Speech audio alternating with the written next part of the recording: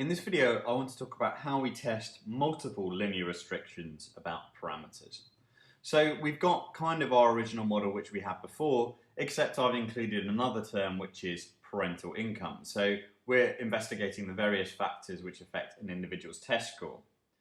So let's say that we had a set of linear hypotheses which we wanted to test. So we wanted to test the null hypothesis that beta 1 is equal to 0, beta 2 is equal to 0, and beta 3 is equal to 0 against the alternative hypothesis, which is that any of these aren't true. So any of these being violated is a violation of the null hypothesis. So this model here is what we actually call our unrestricted model, because we haven't placed any restrictions on our parameters within our model. All our parameters just enter as they did previously. The idea is that we compare this with a restricted model. And what the restricted model looks like is it looks very much like the top model, except we, as you kind of guessed now, we've placed these particular restrictions on the parameters. So our restricted model in this circumstance would just be that score is equal to alpha plus beta 4 times parental income plus some sort of error term. And the idea here is that we can actually form an F statistic which is based on the sum of square residuals from each of these regressions.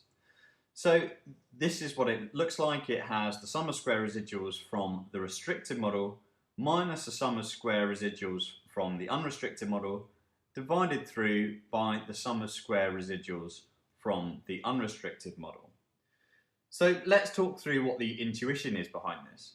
Well, the idea is that the restricted model is always going to have a sum of square residuals which is greater than the sum of square residuals from the unrestricted model, just by virtue of the fact that the unrestricted model has more parameters in it.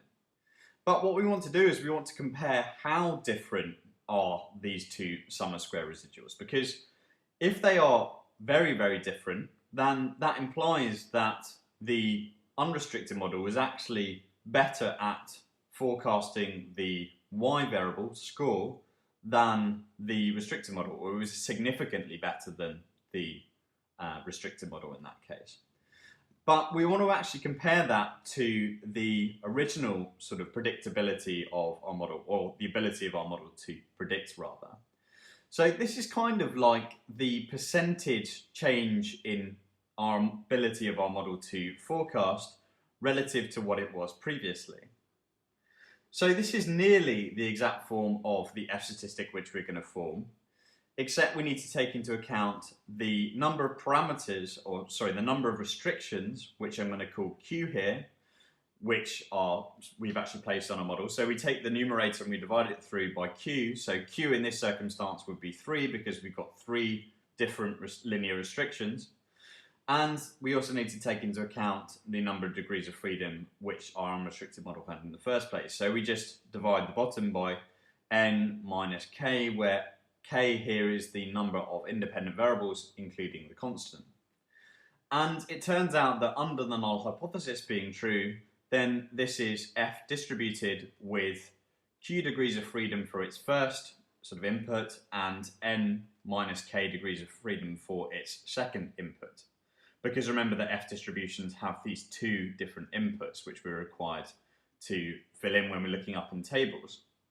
And the idea here is that if we get a value of F which is much greater than 0, so that kind of means that this numerator here is quite large, so that means that there's a big difference in the sum of square residuals from the restricted model to the sum of square residuals from the unrestricted model, then we're actually going to reject the null hypothesis. So if we get some value of f which is greater than the critical value with q degrees of freedom for its first input and n minus k degrees of freedom for its second input, then in this circumstance we would reject the null hypothesis, so we'd reject H0.